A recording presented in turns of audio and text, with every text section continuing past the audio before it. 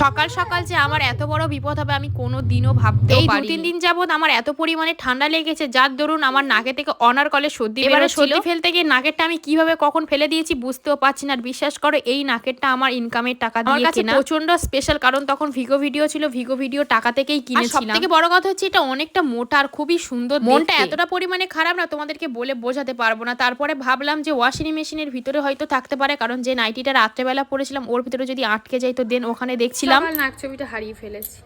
আমি সত্যি খুব অলক্ষী, খুব অলক্ষী। তাই পড়েছে বুঝতে পারছি না। অন্যদিন ঘুম থেকে উঠে ক্যামেরা অন করি, ক্যামেরাটা যদি অন করতাম তাহলে বুঝতে পারতাম না এটা পড়েছিলাম কি ছিলাম না। ভালো লাগছে না তো। আমি সারা জায়গা তজনজ করে খুঁজছি আর এইখানে বাবু মশাই পড়ে আছে। সত্যি সত্যি বড় মা আছে, সেটা আমি আজকেরও বিশ্বাস পেলাম। বড় মা আছে প্লাস আমি যে ঠাকুরকে পুজো করি তিনিও আছে।